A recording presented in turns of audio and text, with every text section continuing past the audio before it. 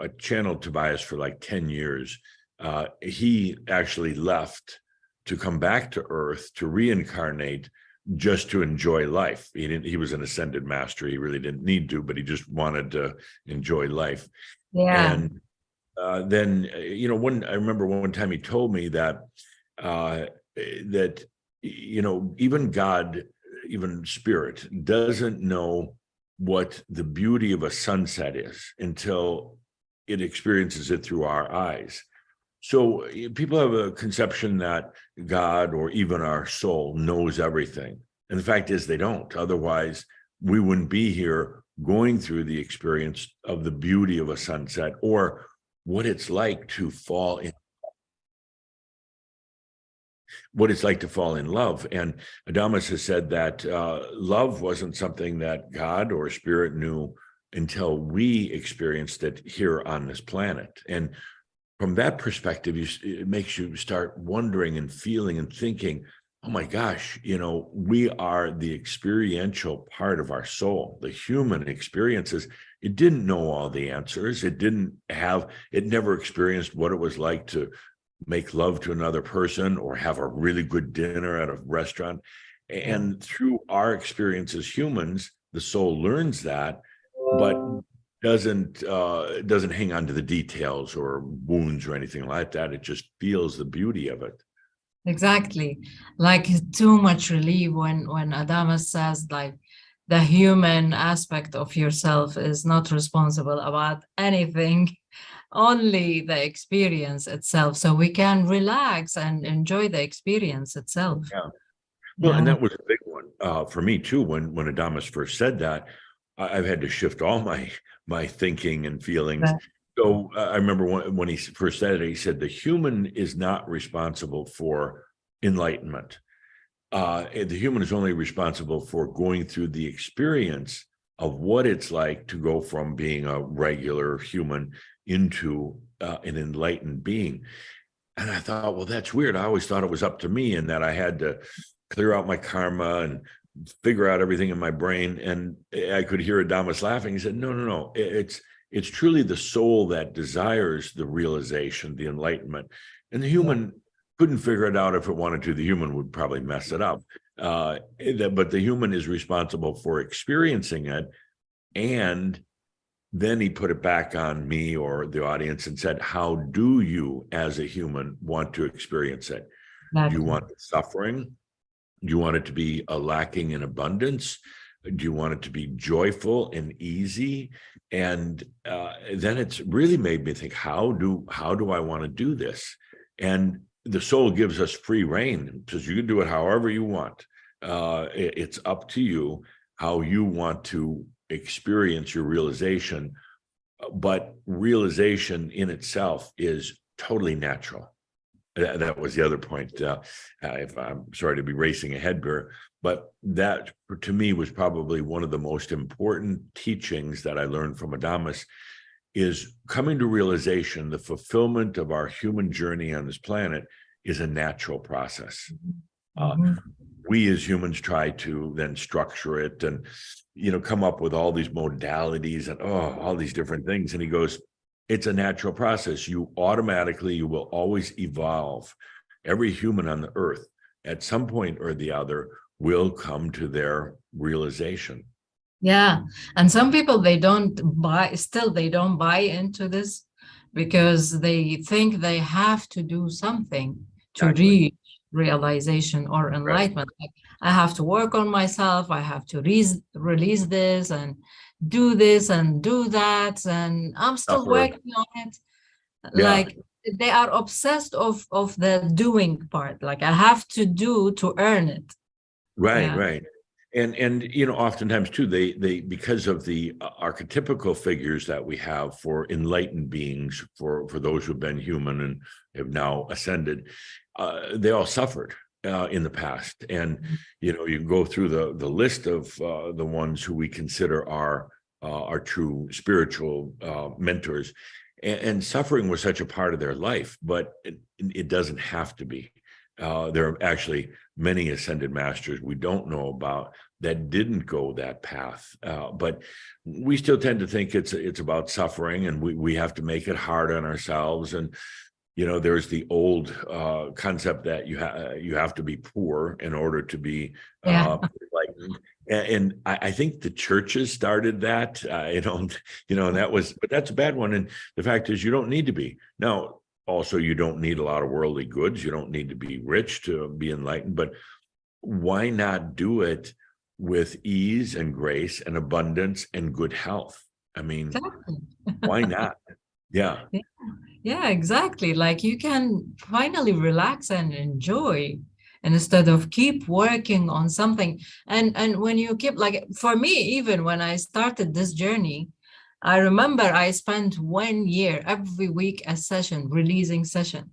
Not only in this life, I went back to past life and I have to release this and that. And then I said, this will never end. Like, I will keep doing that, and I'm not enjoying my life. I have to dig and find something, trauma or whatever happened to me. I have to work on it. I have to read it. Sometimes it's even hard for us, like, for example, to forgive someone or to forgive ourselves for something bad we did. And we are in this struggle. Like, it's really a wheel of karma. We are stuck in it until we say no more. No more. No more. Famous last words. Way back when I first started channeling Tobias many, many years ago, one of the first things he told me, it's actually somebody at a workshop raised their hand and said, Tobias, what's the most important thing we can do? What's the most important thing we should know? And he said, get out of your own way. In other words, stop interfering with a natural process. Choose how you want to go into realization, and then allow it. But as humans, we like you say, you got to plan it and figure it out and go do a lot of processing and counseling and past life therapy and everything else.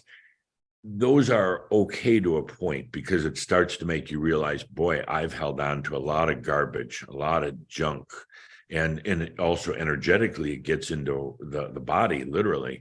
But they're good for that initially, but then you can become obsessed with it and almost addicted to it, that you've got to be going to a different class every week to learn about healing your inner child and healing your past lives and, all this stuff. And it's never ending until you finally say, no more, I am that I am. Exactly. I tried it. And then I was the one also who is doing these releasing or past life regression sessions for other people. And then I said, no, this is not my way. Like, I choose the natural way. And it's the most beautiful way, because really, like, as you always say, the energy will balance itself. Like, even if you have a garbage or you have a trauma, it will come to the surface to be balanced. You don't need to dig for it. Yeah. You don't need to dig for it. It'll show its way to you. But then it's there. It comes up. It's there so you can release it, and not so it's like a ghost or a demon trying to make your life hell. But it's there to say, I bless that experience. I give it up to my soul for wisdom now. Yeah. But it's funny because Linda and I have been doing this for a long time now, and I love it. I mean, I couldn't think of anything I'd rather be doing. But along the way, we've met people who are, kind of invested in spirituality, New Age, and they're like, "Oh no, it's the easy way out. You can't just let go of your karma." And it's like, why not? And they're like, no, you have to work at it, and you got to suffer, and you got to take my classes and read my books and pay me for counseling. And it's like, okay, no, I think I'll go the natural way. You can choose to. Yeah. Same thing happens to me, where some people come to me and ask me how to release that or how to overcome this kind of trauma or fear. I tell them, choose to, and they say, that's it. I say, yeah, if you want to make it complicated, you can, but it's just a choice. Yeah. And it's surprising they don't realize that, you can just choose it. And there's no God or angelic council sitting up there judging you. And that's the beauty also. It's only you. There's no other beings judging you. And it's almost easier sometimes to think that there's all these outside forces and you have to appease them and make them happy. But then you realize, oh, it's on me. You know, when am I ready to let go of this stuff? When am I ready to finally have some happiness and peace in my life and to connect with my soul, my consciousness and light? Yeah, exactly. And as we speak about letting go, one of my friends, she just asked me, she said, I want to, but how can I let go? Like, let's say, let go of resistance, let go of whatever sadness or pain they are holding into. For them, they are asking how to let go. Do you have like any perspective to show them the easy way of letting go? Well, you know, and what happens is it gets into the mind, you know, and you've got unhappiness, or let's say a bad relationship, or you're no longer in, but it's or you're in and it's still there, or the guilt about things you've done in the past, and they're very sticky, you know, and they get into your mind, and it's that constant voice that's telling you, you know, you're not worthy, you've done these bad things, and very, very sticky. So it's difficult sometimes to let go. It comes down to just saying, it's a really beautiful thing saying, okay, I'm hanging on to this. I'm still traumatized by something, or I still feel bad about myself. I don't feel worthy of the light of my soul. And at that point, ask yourself, why am I still holding on to it? Because what purpose is it still serving to feel unworthy? And once you get into that and say, the reason why I still hold on to the fact that, you know, I've done bad things, because I use that so I don't do more bad things. In other words, it's a constant nagging reminder, don't do bad things, hurting other people, for instance. So, you know, you hold on to this so that you don't do it again. Or the other one is people have problems with abundance in their life, you know, the money. And it's just energy. I mean, there's nothing good or bad about it. It's neither way, not good or bad. It depends how are you going to use it. But so many people deny themselves of abundance in their life, you know, a car that works, a house that they can own. They don't feel worthy of it. And you have to go in and ask yourself, okay, why am I still holding on to that? And oftentimes it's a very old belief, maybe even past lives, that to be wealthy is to be ungodly, or money is corruption. And maybe you had a past life where you were rich and abusive, and now you go the other way and you say, okay, I'm going to be poor. And it's like, no, that doesn't work either. Just, you know, you can let go of that, because you realize once you really connect with yourself that it's all your energy. And again, a huge concept I learned from Adamus was that energy is yours and it's there to serve you. It's really not trying to put you down. The energy is not universal, like there's a universal energy field and it belongs to everybody and you're just trying to get your little bite of it. And suddenly you realize, oh my gosh, it's my energy.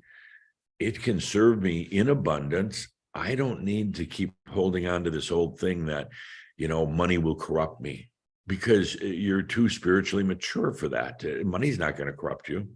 Maybe it did in the past, but you're a lot wiser now. Exactly. So, the wisdom is the key. So to answer your question, the simple thing is, if there's something in your life that's still an issue, look into it. Why is it still, how is it still serving you? And then once you get that answer from yourself, then it's like, oh, I can release that now. I don't need to hold on to it. Exactly. Absolutely.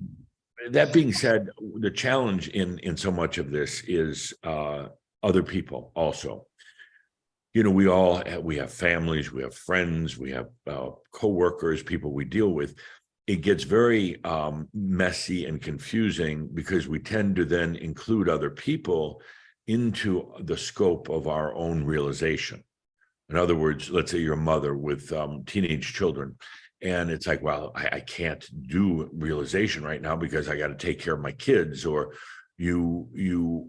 some of the battles that you have, in your mind and the problems in your life are about other people. You have to almost disregard them. I mean, not throw them out the door, but focus on yourself and not about them or the implications to them or anything like that. And that's another very tough part is being there for yourself and not always trying to include everybody else. Other people, I think this is a big issue for so many people. Let's say sometimes even when I look at other people, even if they are so totally different than me, I sometimes wonder, are they also my creation, my energy, an aspect of myself? Or who are they? Yeah, I wonder that too. Well, now we get very metaphysical here. Ultimately, they're your creation. They're within your reality, but yet it's influenced by their soul. So their soul is not actually interconnected with yours. It's almost like casting a shadow of their soul and that particular lifetime into your energy. But everything you perceive is your energy. Yeah. But no other soul can take your soul. I mean, it just can't. No other soul can ever enslave you, but they can fool you into believing that they can do that, but they really can't.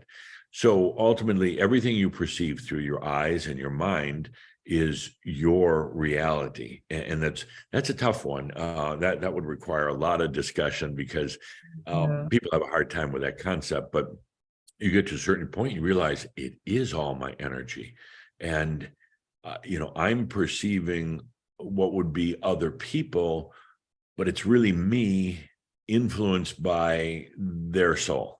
So yeah, because the first question comes to their mind, is it your creation or my creation or a co-creation? yeah, but I'll simplify that and say, other people play such an important role in our lives. I mean, hardly a day goes by when we aren't interacting with others, and other people can be big issues. Other people are ultimately one of the big reasons for our karma in the past. So, what do you do about the other people? Well, again, I got a very good lesson from Tobias many years ago. And he said the most important thing to do regarding others is to have total compassion. Well, I scratched my head and said, well, what is compassion? And he said, well, it's total acceptance. And he kind of dramatized it. I was in Europe one time, walking down the street, and I saw a beggar sitting kind of on the sidewalk near a shop. And my first reaction was to feel sorry for the beggar. Like, oh, the poor guy. I mean, look at him. He's like, has no food, no clothing. And all of a sudden, Tobias came in and kind of slapped me upside the head and said, that is not compassion. That is sorrow. Compassion would be if I had stopped where the beggar was and honored him and said, what a brilliant creation. I mean, man, you are doing begging really well, and honoring it and realizing he's choosing that. At some part of him, he is choosing to be that beggar. Otherwise, he would not be. Once I learned that very important lesson about compassion and then applied it to everyone is doing what at some level they're choosing they want to do for their life experience, even if it's being born with a physical deficiency, handicap, even if it's being born into a very bad family, any of that, none of it is an accident. It's not a chance. It's not just happening, or the universe doesn't really care. Every soul is choosing their experience for them, and they can change it anytime they want. So with that understanding, I started applying that to people in my life, people I know and work with, and having compassion for them, not trying to change them, not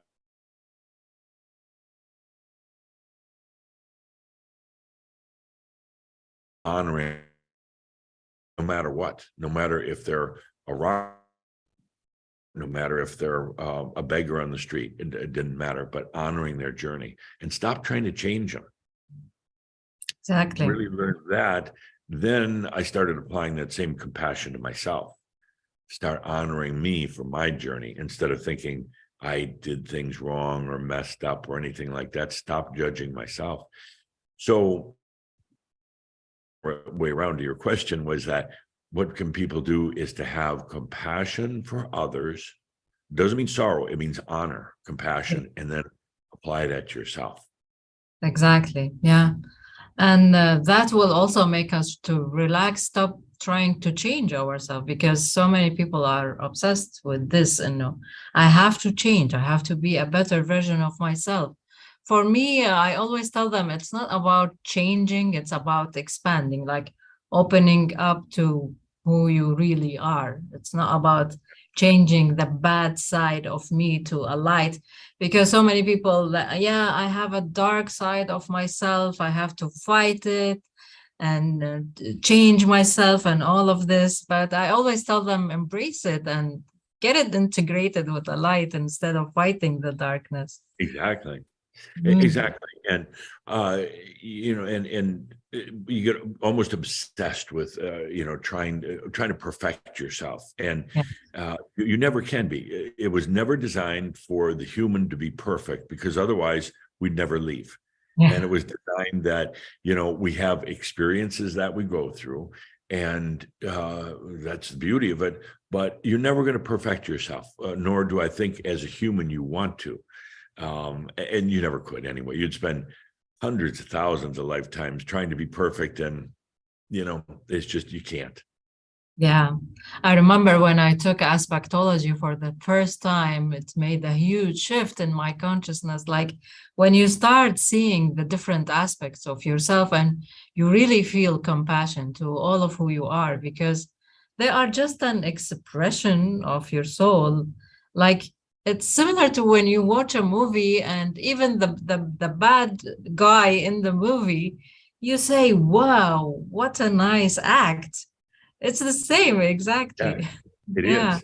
It is. And then, people will get philosophical and say, well, there's evil in the world, and there's all these bad people, and how can you just have compassion for them? But you start to realize that, again, they're just playing out their games, and ultimately there really isn't a light in the dark. Ultimately, there's only the soul, the I am. And we play an old game of light and dark. We always have to have the bad guy, whether it's in sports, whether it's in politics, business, there's always the bad guy. And, this world, our planet is predicated on duality, opposing forces, light and dark, masculine, feminine. And at some point you start to realize, I'm neither light or dark. I am that I am. I'm not masculine nor feminine anymore. I've married the two together. Yeah. And of course, me as Jeffrey, I have a male body and that, but ultimately I'm really not man or woman. It's just I am. And I think we're at a point of the planet right now that a lot of that concept of duality is starting to shift and change. We don't need duality to go through our experiences anymore. We move on beyond duality, and but that's one of the big challenges of being on the earth as a human being, is that the duality of everything. Yeah, exactly, and the concept of oneness, like as beautifully Adamus explained it, it's your own oneness. It's not oneness with everyone. Yes. And yeah, exactly. When you unite all the different aspects of yourself, the duality part, and you really unite yourself, this is the real oneness. And I think this is the real thing that everyone tried to, even through religions or teachings or whatever, I feel sometimes they try to reach to this point, but they didn't get it well. Yeah. Yeah, and the whole concept of oneness, boy, if you want to get Adamus, like very passionate, people talk about like a universal oneness. We are all one. He actually got thrown out of a conference one time in Switzerland because he got up on stage and said, no, it's not. You are your own one. You're integrated, your consciousness, your light, your energy, your soul. That is a oneness. But in terms of oneness, we are all one. Yeah, we're all humans, we all have angelic backgrounds, but you don't return to kind of a homogeneous oneness where you lose all sense of your identity and yourself. You actually, from here, the next step is going on as a sovereign being, after you leave the planet. Yeah, exactly. And sometimes maybe one of the questions is, what is next? I think you get this question a lot. Next for you, for me, for the planet.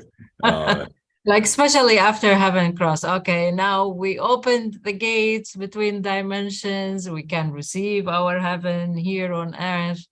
And then what is next for us? Well, for the planet, it'll be interesting to watch through the rest of this year and then going far into the future. But we're coming to the point on this planet, there is enough light and consciousness from people, whether, you're Crimson Circle, whether you're just a very spiritual person on your own, whether you're a very religious person, there's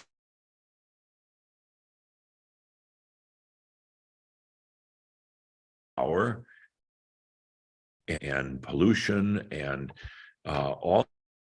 We're done with that, and it just won't be tolerated. Now, you'll find that there's certain political figures, businesses that are going to try to hold on to their power, but they won't be able to. They'll make a lot of noise, they'll rattle a lot of sabers, but they just won't be able to. There's too much light, and that's the incredible thing.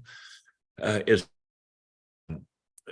you, me, others, we've chosen to stay on the planet here as embodied masters. We've chosen, even though we could leave now, and boy, take it easy, go into the other realms and just hang out. We said, we're going to stay here on the planet as realized beings and let our light radiate without agenda. We're not trying to change the world, but if you go into a room that's totally dark and you a match or a candle, it lightens it up, and now you can see what's there. It's the same thing. We bring the light to the planet, and then the others have to decide and choose what they want to do. But at least now they can see more potential. It's very, very important never to try to inflict our own personal ideas of what the world should look like, but rather to show the potentials. It would be like taking a very young child who only can see that one shelf in the pantry when they're hungry, and that's all. And it's like, no, lifting them up so they can see there's a lot of options here. You don't have to choose macaroni and cheese. You can choose soup. You can choose crackers, whatever you want.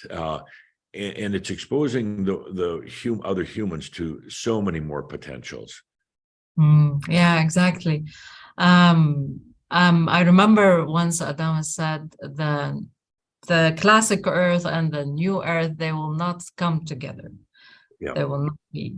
So how do you see it? Like, especially with the heaven cross, like so many people will choose to integrate all of who they are, and others will still stick to suffering and all of these stuff. So there gonna be separation, or like what exactly? Are we gonna raise the collective consciousness together?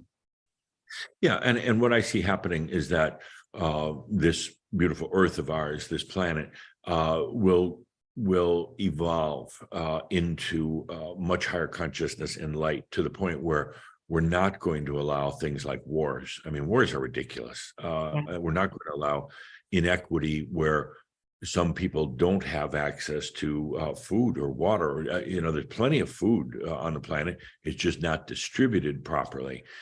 We're going to evolve to a point on the planet where religions don't tell us that we're sinners anymore, that religions and spiritual groups say that, no, you are divine, let that allow it to be.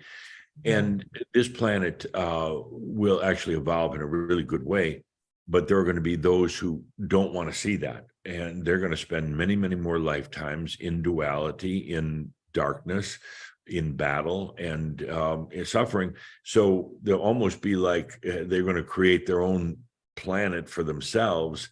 It's almost like it'll be just like planet Earth, but it will no longer be together. So it's almost like one of the Earths will evolve and go slightly into a different dimension. The other will go by way of its power and its games. So it literally will kind of split. Yeah. And those who want to continue acting out with violence and war and darkness and that, will let them have it. They have their own playground now. But this Earth will evolve. Mother Earth is leaving, Gaia, many call her, and that's a soul being that's literally had the responsibility for helping to care for the planet. Now she can go because there's enough consciousness and enough people here that will take responsibility for the planet. We won't cut down rainforests and pollute the waters, and we have too much consciousness now on our planet. And the others, they can take their planet and do what they want. Although this sometimes makes me sad, like Gaia's leaving. I totally respect her choice, but I don't know. There is a sadness, and no, don't go. Well, but actually, it's a really good sign. And she wasn't intended to be here forever. It was like she'll help create the life force energy on the planet. She'll create the nature for us to be in. She's responsible for the biological systems of the planet. And the fact that she's leaving is really good. It means we don't need that babysitter anymore. We're mature enough, and now she can go off into other parts of creation and do what she did here, create a beautiful environment for angelic beings to come and play. Yeah, exactly. So literally since the 22nd of March, nothing from the outside changed for us, I think, for most of us. But within, we felt it, like we really felt like we are opening up to see the heaven on earth, because it's already here, but we didn't used to see it before. So I told my students and friends, like, since that day, I started to see it, literally. And we just need to expand our awareness and to be aware or realized of what is already here. Right. And to allow it. Heaven's Cross is interesting because it was a point of marking, what happens after that. And Adama said not much is going to happen on the planet on that day. There were certain astrological influences that came in the next day that were pretty huge, actually. But it was the beginning point. And for instance, what I've noticed in my life is just in the short time since Heaven's Cross, more clarity. I get these voices in my head, me talking to me, and suddenly they're a lot more clear, instead of being foggy. That's different than when I channel. That's a totally different thing. But just in my own personal life, more clarity and more simplicity. And so this is going to be happening to so many people around the world. And that in itself causes that next level to happen, where our light is shining even more brightly, and that no more tolerance to the people that are manipulating power and making other people suffer. And then I would say later this year, we're going to start seeing some huge external changes on the planet in terms of everything from politics and economy. I would say that we're going to have some economic ups and downs, and not to panic. It's just part of letting go of the old ways. Exactly. You know, and I truly believe that humans by nature are really good-hearted. People are not bad. You know, they do desperate things when they get in tough situations, but you know, Linda and I have traveled all around the world, met a lot of people, and humans are really good, but they just do dumb things once in a while, you know, because they're in a tough situation, they don't know any better. So what I feel is going to happen on this planet over these next years and decades is this goodness of humanity is really going to start coming out, and we're going to run out the rascals, the ones who have been playing power games, the ones who you know, they get wealthy at the expense of other people. Nothing wrong with being wealthy, but when you're depriving others or manipulating them, then it's out of balance. And I see this thing happening right now where it's very deep within us and with Heaven's Cross, and then it will start having an effect on the outside world.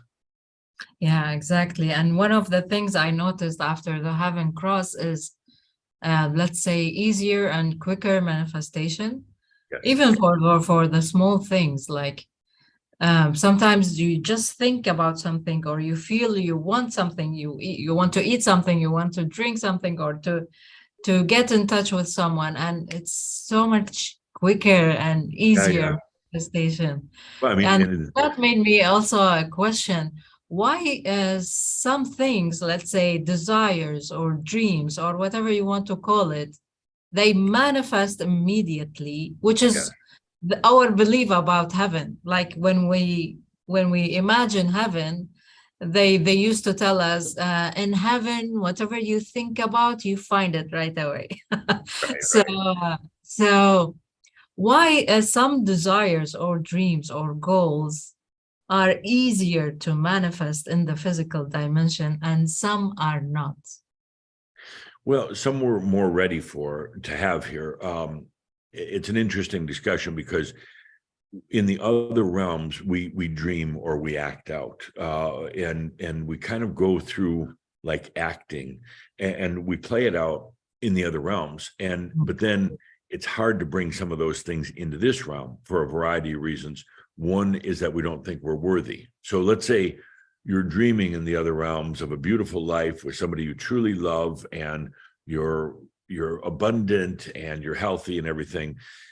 But back here as a human, you feel like unworthy. So you're not going to bring that one in with you.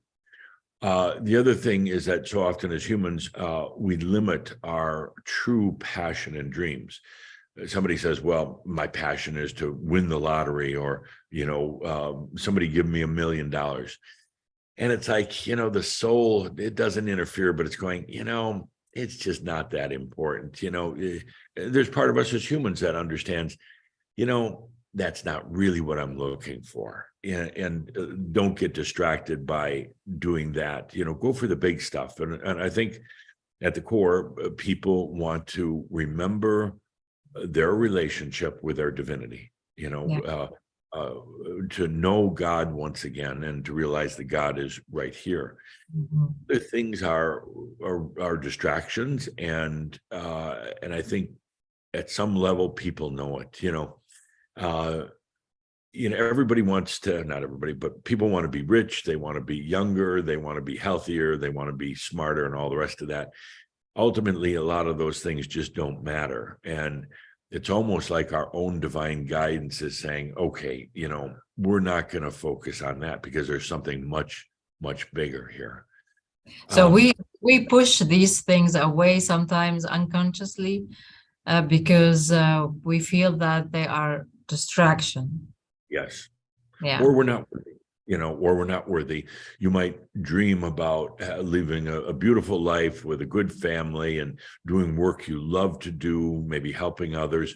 But then if you don't feel worthy of it, or you say, well, I'm not smart enough, or I don't know how to do that, or I have to make myself a better person first, then it doesn't manifest. But once you just take a deep breath and you allow, then like you were talking about, the synchronicities just start happening. Things are there. They're there before you even know you want them. It's right. Yeah. And one of the reasons also that came to me is 90% of our goals, desires involves other people. Yes. And that could be a block to manifestation because this is an agenda. Right. Yeah. Yeah. And now you're involving other people in your dreams, and it's really going to slow it down. And that's the important thing. And it's hard to remember to do, but dream for yourself. Dream for what you want, and also don't include the others and make it contingent on them to say, well, in order to be happy, my kids have to be nice kids, they have to get better grades in school. That's not important, but we do that. We as humans say, okay, it's contingent on all these other things. Or waiting for the love of my life. right, my soulmate, My soulmate. And Thomas isn't real big on that. He says, no, you don't have a soulmate. You are your own soulmate. Stop looking outside for this unfulfilled part of yourself. But this is very interesting, like most of, even maybe included myself, we desire this deep love, although we know it's the self-love. We know it's within. But again, there is something like you desire to share this love with someone. Yeah. Well, I think we really found love through other people in our journey here on this planet. Adama says that love was first experienced here on the planet Earth, no place else. But it was that deep passion for something or someone, and it came to be known as love, and just where you kind of go crazy and you just want to be with them, but ultimately was on the path to loving ourselves. Now that's a tough one. It's easier to love someone else, but now can you love yourself? And so many people on the spiritual path find themselves alone. They don't have a partner. They no longer, their kids are grown up. They no longer have a family. And that's so much because it's time now to, can you love yourself? That's a tough one. Yeah, I know. We find a lot of reasons not to love ourselves. We can make long lists, but can you throw that list away and just love yourself? Exactly. Sometimes I wonder, why it's so hard for us just to accept and love ourselves? Why? Yeah. Well, because we think we've done things wrong. We've been told by religions that we're not worthy, we're sinners. We're told by other humans you're unlovable. So if you're unlovable to other people, how are you going to be lovable to yourself? And I'm sure you're familiar with our sexual energies class, sexual energy school. It's really about coming back to being able to love yourself. And it's a tough one because you can find all the reasons not to it. It's easier. You wish just somebody would come along, some beautiful being, and, you fall in love with them. But ultimately, it is about falling in love with yourself. But it makes a lot of sense when you mentioned that, because we first experienced love with other. Yes. Here on Earth. That's why maybe we relate to love should be to other person. Yeah. Right. But it's all part of the experience of ultimately, can you apply that to yourself? Can you love you? Yeah. Because I think this is the ultimate goal of any relationship. Like even when we desire this love from someone, it's just because we want to see ourselves through their eyes. Like when they love us and they accept us the way we are, we can love and accept ourselves. So this is the ultimate goal of any relationship at the end. It really is. And it's about, seeing yourself through the other's eyes as either masculine or feminine. And does this person approve or disapprove? And, so much of our judgment of ourselves, we seek through other people because, well, if people don't like you, you go, well, I'm not a likable person. If they don't love you, I'm not lovable. But there comes a point you get over all the rest of that and it's not about what they think or say. It's only about what you're feeling here. And that's tough to do. Yeah. And talking about relationship, for me, I feel that this is the most complicated thing on earth. Yes, it is. Yeah, Relationships. yeah. Relationships can be beautiful. Linda and I have been married for 46 years. I mean, and we met each other in fourth grade. You know, we started dating in high school, and we've been married for a long time. And you know, finding a good relationship is a blessing. We know so many people that have been divorced, you know, 2, 3, 4 times, and Yeah.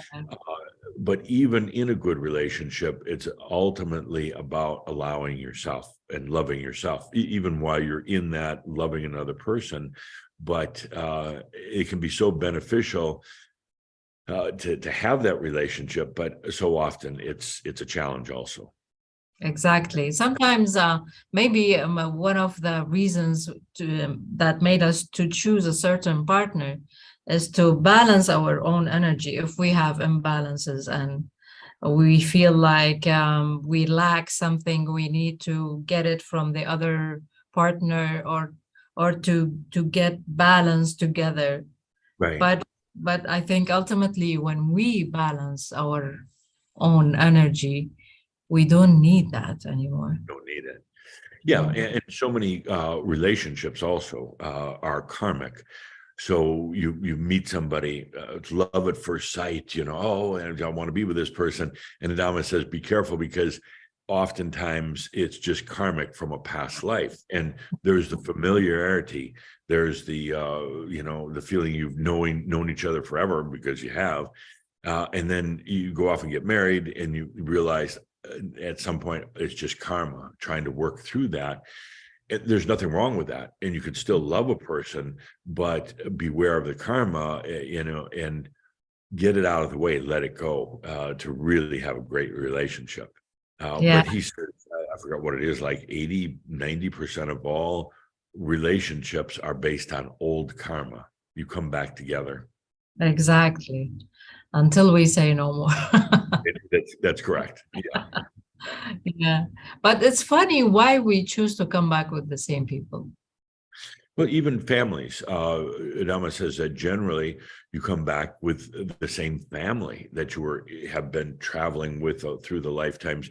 He said, I forget what it was, like 95% of people come back to the same, not only the same family, the same community, you know, within what, 50 kilometers from where they were in the last lifetime. And it's kind of scary, because you realize you get into these patterns, the same people, the same spouse, you know, or loved ones, the same area, and you just keep coming back, trying to work through the old junk, until you come to the point and say, no more. I'm going to free myself from this. So it happens on a soul level. Let's say, as souls, we agree with each other. Oh, okay, we're gonna go back and try to make it this time. I wouldn't say it's a soul level, because the soul kind of is not telling you what to do. There's, you know, it's your human aspect, whether it's embodied on this physical planet or in between lifetimes. It's still kind of that your human spirit that's doing it, and that human spirit feels such a desire and a need. Let's say when it dies in a past lifetime and things are unfulfilled. And then it's in the other realms, but it's a human without a physical body. It's a human spirit. Yeah. And it's like, I got to get back there. I got to work out this issue. I got to protect my family. I just want to be back with my family. So you kind of rush back in for another incarnation. And the concept of in between lifetimes, that you go into these heavenly realms and you're in bliss and you plan your next lifetime. Adama says that doesn't happen very often. Yeah. You're now a non-physical, but yet human being in the other realms. So what you mean is the human aspect doesn't even die when you die in this lifetime. It continues. Yes. And the human spirit, the human persona, it's not like suddenly you die and you're transformed into this grand angel with super wisdom and everything else. Because then if you did, you probably never come back anyway. You know, you'd say, I'm done with that. So the soul doesn't interfere, and if that part of it, the soul, the human spirit, desires to come back, the soul won't interfere. Now, at some point, when the human spirit or the human aspect says, "I'm done with all this. It's been 1,000 lifetimes. I learned what I'm going to learn. I want to stop suffering. I want to stop just going through lifetime after lifetime, repeating the same things." Then the soul will be there, and the soul is there to say, "Okay, now, buddy, you say you're done. Let's start now preparing." And part of preparing is allowing more divinity into your life, more light, more consciousness. You start wrapping up all of your other lifetimes as well. See, because the other lifetimes really aren't in the past. They're kind of happening right now. So it's not just you, the human, in this lifetime that is wrapping it up. Now all of your other lifetimes are. So it's this mind-blowing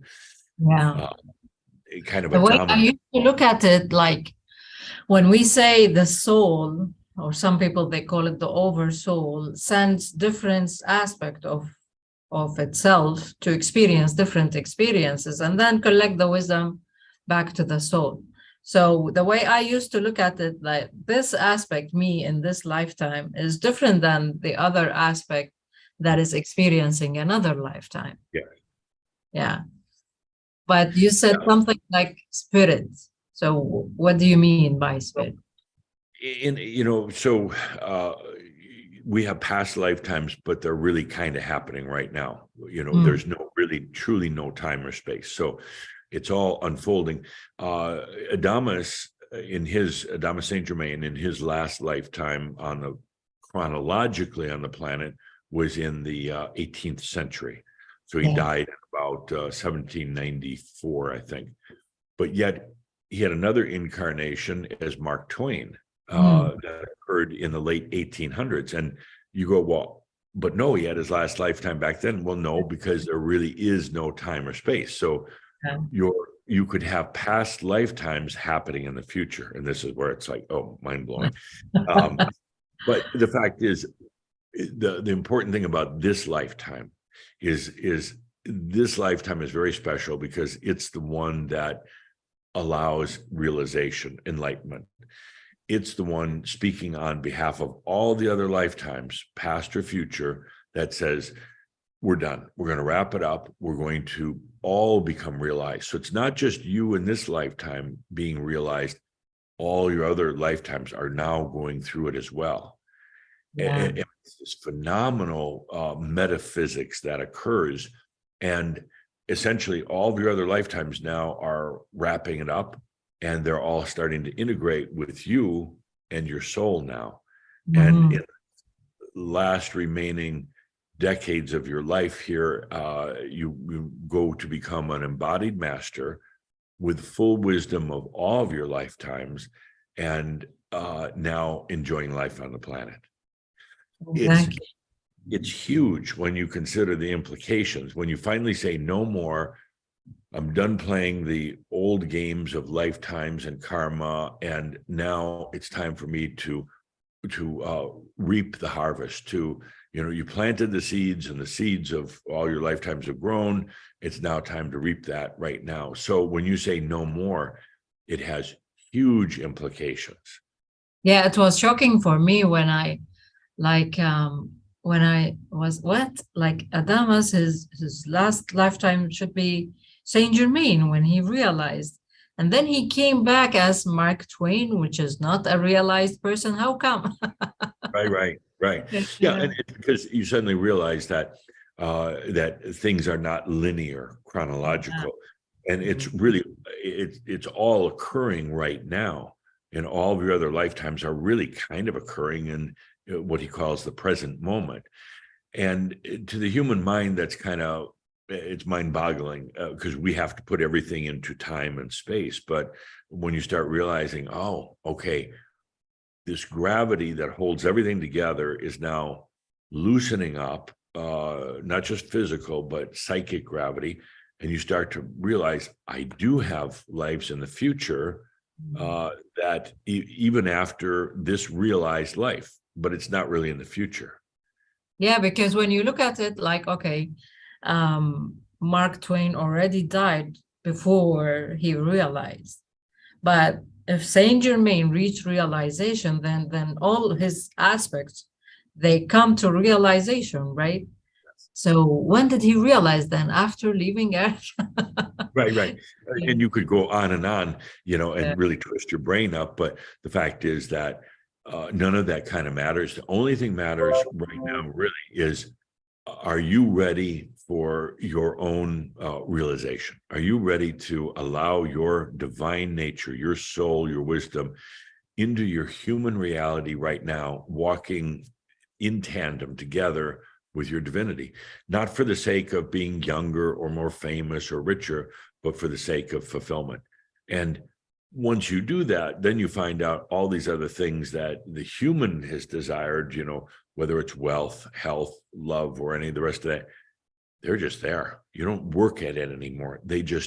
Your energy now is serving you, and all these things are there, and you don't even have to think about health. It's just there. You don't have to think about being abundant. It's just there.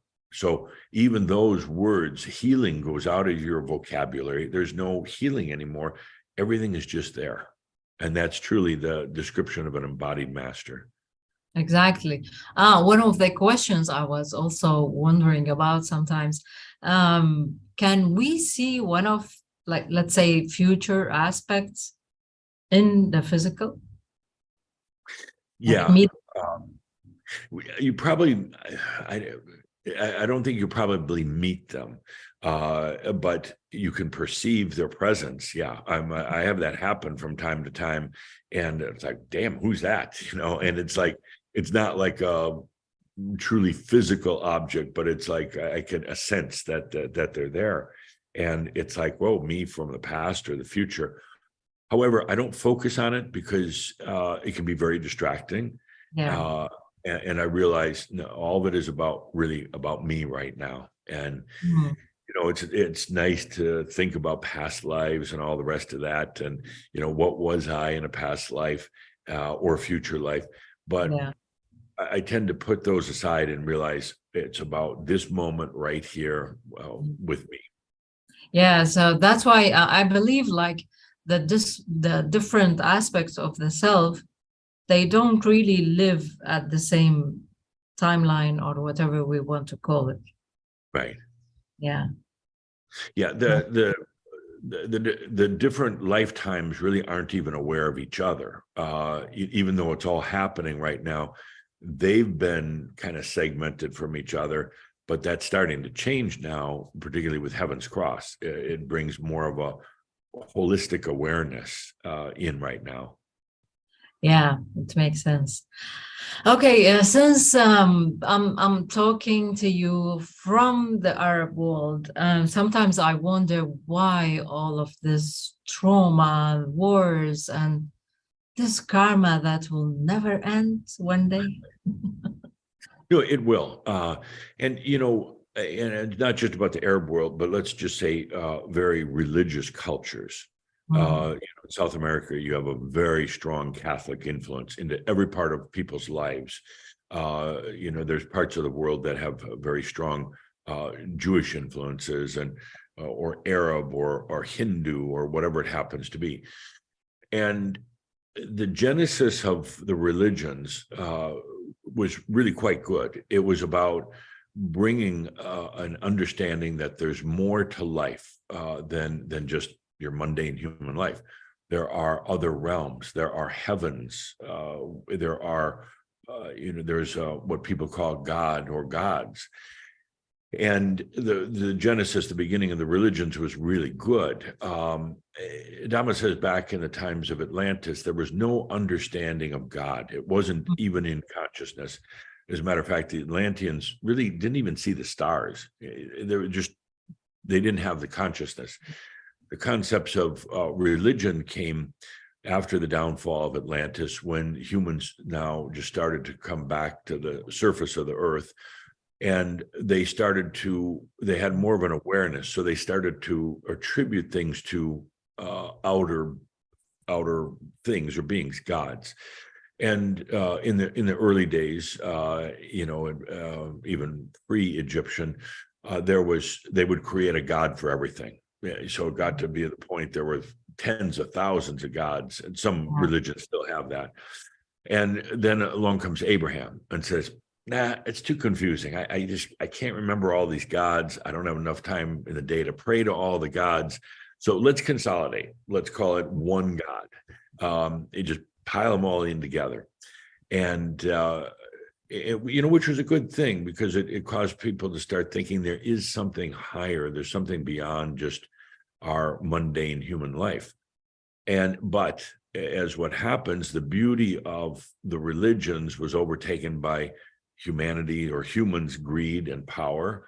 And now, the beauty of like the Gnostics, some of the original teachings in about 200-300 AD, that became controlled and turned into the Catholic Church. And with the church, all the rules and the regulations and the suffering and everything else that came with it. So religions still have a stronghold on people. I think with Heaven's Cross, with more light on the planet, people are going to start questioning it and saying, hang on a second, is that just a man's rule that was made up, that we have to pray, all the time, that we have to do this and that? They'll start rebelling against it, and they'll start saying, no, I want better answers. I want more conscious answers. And the religions, all of them are going to have a hard time giving up that power. I mean, look what the Catholic Church is already going through. And I think it'll sweep the world in the next decade or so, that, say no to these power religions that really don't focus on God and spirit. They focus on you're bad humans, you should be punished, and they don't focus on the divine nature of humanity. And I think that's going to change rapidly across all religions. Yeah, exactly. So, because of this agenda, like, let's say that we have born into them, and some people, they are still strongly holding into all of these beliefs and all of this anger that they have. Right. Yeah. So this It's also, in a way, it's also the old power energy of the masculine, the male, which controlled the religions. And anytime you see overly strong masculine or male control of religion or spirituality, there's going to be problems, because first of all, the feminine energy is a lot more intuitive and a lot more spirit. And this old holding on to power, male-dominated power, has got to change, and it will. And the religions are going to have a tough time, because it would be the very women in these religions that finally come to the forefront and say, no, we are all beings of God, and it's we all have the same rights, and just watch for it. Any place there's male-dominated religions with a lot of rules, their walls are going to come down. Yeah, exactly. Some people think like this area has a very bad or karmic energy. That's why these wars keeps happening in this area. Yeah, and Linda and I have been to some of those areas, in particular in Jerusalem. We've been there a number of times, right in the center where you have 5 different religions, holding down their power. It was like going to the carnival, the circus. It was amazing, because they're all holding on so tight, and instead of having compassion and allowing, they're all fighting for their little piece of the pie. It was Linda had a hard time with being there. The energies were so strong, and it really affected her physically. I found it to be a trip. It's like, wow. I mean, here are people that are supposed to be on the leading edge of humanity, teaching others about God and about spirit, and yet they're the very ones that are inciting wars and hatred and non-acceptance. And that's all got to change now, particularly after Heaven's Cross. There's too much light on the planet to continue on that way. So do you believe that the earth itself holds to certain energies? Yes, yeah, definitely. Yeah, and particularly, I can go to an old battlefield somewhere, whether it was a battle that was, 200 years old or 2000, and so often the energies are still there. And yet on the same token, we went to Stonehenge in England one time, and with a small group of people, and we went early in the morning before anybody else was there, and this was when you could still go into the stones and touch them and everything. And I was there, and I was like, wow, maybe there's something wrong with me, because I'm not feeling anything. I mean, I feel that it's chilly out this morning and I'm tired, because we got up so damn early, but I'm not feeling anything. And somebody else came up to me and said, "What are you feeling?" I said, "Nothing." "Well, I'm not either." And then Tobias came in, popped in and said, "No, the energies here are long gone. They're gone into the other realms." Same with Sedona in the United States. Sedona, Arizona, for a long time was like the New Age capital, but the energies moved, they shifted, and yet there's other places like battlefields in particular, and places where there's been a lot of violence. The energy is still in the ground, still there. Yeah. And then, do you think it's like us who are gonna transform this energy? I think with the light that we bring to the planet right now, it'll cause those old energies to be released from the earth. And I think they're stuck there, literally in the earth, and also in the people that experience that. Let's say it was a battle, they bring that back for another lifetime and many lifetimes. And I think there's going to be this whole lifting, releasing of all these old energies, and it's not going to happen overnight. It'll take decades, but we're on the right track. I mean, there are enough humans right now that are truly bringing in consciousness and light. And I'm not talking about healing and love and all the rest of that. But they're bringing in light, and that's going to change everything. Because sometimes, like even myself, I ask myself, why did I choose to be born in Iraq? And we know the situation there. Is it because I need to be the light in this area? You've been there before, so you were inclined to go back, and yes, you chose to be back in this lifetime, bringing the light there and doing exactly what you're doing with your work. Yeah. And realizing not only for you it's a time of realization, but you're bringing that light for others who are ready. But that doesn't mean we need to stuck to that area. No, I never forget, we were doing a workshop in Tel Aviv, Israel, and Tobias was channeling at the time, and somebody stood up and asked him a question and said, "So, what to do about the tension in Israel and the fighting and the battling?"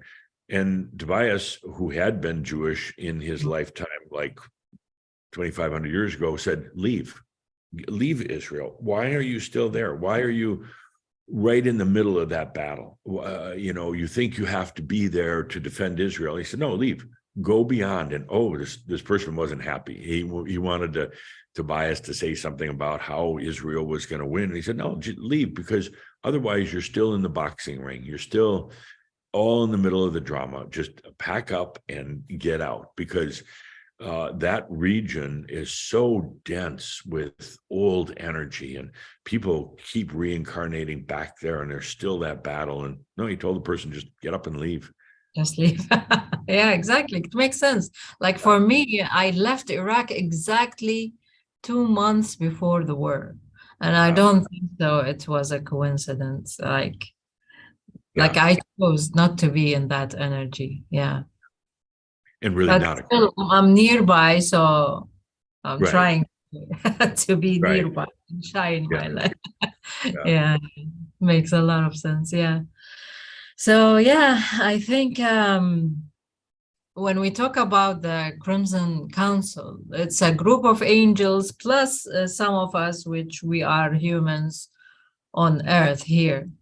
When you said, or when Adama said in the Heaven Cross that the angels are leaving now, also we felt a little bit sadness, but we felt a little bit responsibility to take over, let's say. I don't know if I'm right. No, there's always angelic beings around to assist us. They're not going to do our jobs for us, but they're assisting, and also up until recently, keeping a balance of humanity and divinity. So we never would kind of totally forget our origins. The angelic beings now have left with the advent of Heaven's Cross, and now it's up to humans to take that responsibility. I would say for anybody, it's no longer saying you're part of the Crimson Council or you've got a specific job to do. Now it's about you being an embodied master and shining your light. That's the most important thing. And we no longer have our old missions, our old contracts. We're free of them now, which is a little unsettling because we're like, well, now what am I supposed to do? It's like, Yeah. What do you want to do? Yeah. How do you want to enjoy your life and, let your light shine out to the world? Yeah, it's hard sometimes to live without a purpose for the human mind. Exactly. For a little bit, and then suddenly you realize you're not under contract that you have to do something anymore. Now you're free, and now you can do what you really want to do. And maybe it is doing what you're doing right now. Maybe it's bringing you're bringing light to others, and maybe that's your passion, but you're not obligated to it. You don't have to do it anymore. Exactly. Thank you so much. I don't want to make it long for you, but if you have anything you want to tell the people who are watching this from the Arab world or from anyone else. Well, first of all, I want to thank you for having me on, particularly to talk to the Arab-speaking audience. And I don't have a religious background myself. I mean, not a strong religious background. I've learned over the years, as I've done so much traveling, whether they're Buddhists or Hindu or atheists. Actually, I love a good atheist because they don't have a lot of preconceived notions. Yeah. Other than there's no God. And it's like, okay, well, we can deal with that.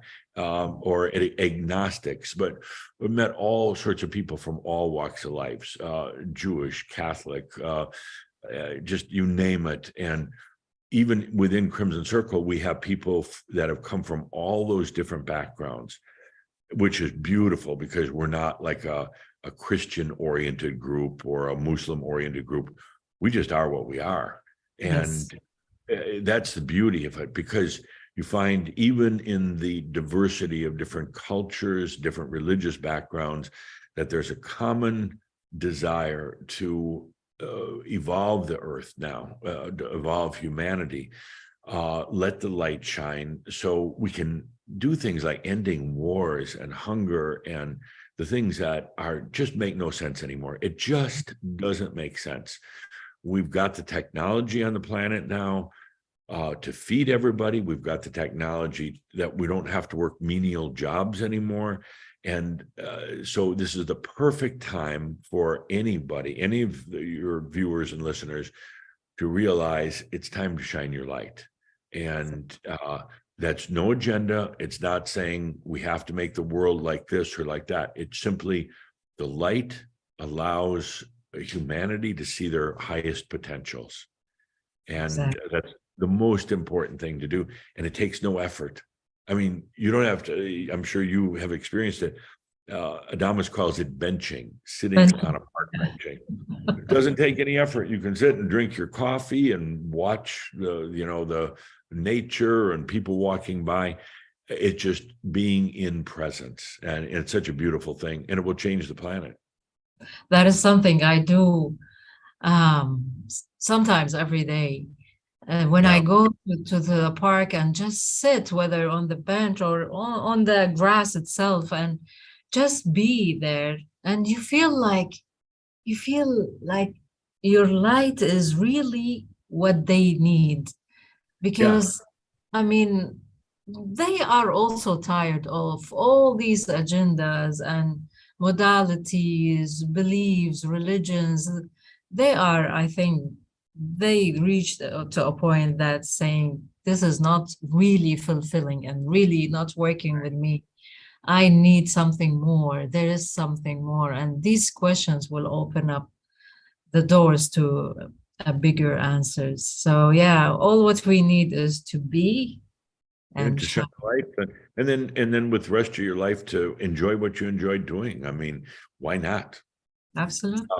And I would also just say in conclusion that for anyone that's ready to say no more, that they're choosing now their realization, their enlightenment on the planet, remember that it's a natural process. It doesn't mean that it happens overnight. You go through a whole experience of things, a whole series of things, but you don't have to do it yourself as a human. You're just there to experience it. It happens very naturally, and it can be actually fun. Exactly. Enjoy the journey. Exactly. Yeah.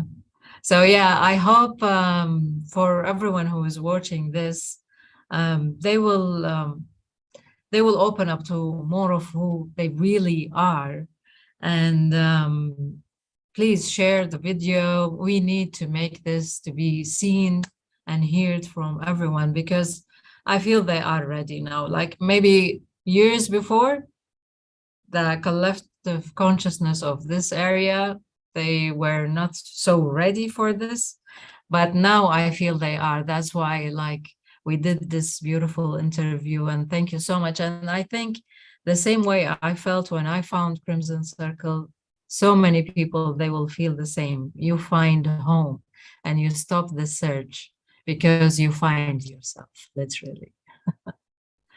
I really appreciate what you, Jeffrey, and Linda. I love Linda. Her human cracks me up. I still remember one time when COVID first started and everyone was like conscious about it, and Adamas was talking about COVID like it's a consciousness virus and you don't need to be scared of it. You can breathe. COVID. Linda was like, her look in her eyes cracked me up. So yeah, I love it. Oh, I really appreciate what you are doing, and I hope your light will reach to everyone. Thank you. And thanks again for your work. Thank you. And Linda just popped in to say hi. Yes. I'm sitting here the whole time. So well, thank you. And hope to see you soon. And on behalf of Linda and me and our wonderful dog, Belle, aloha to everybody. Aloha is kind of like namaste, from the God within me to the God within you. Aloha. From the beautiful Hawaii. Thank you so much. Thank you. Thank you.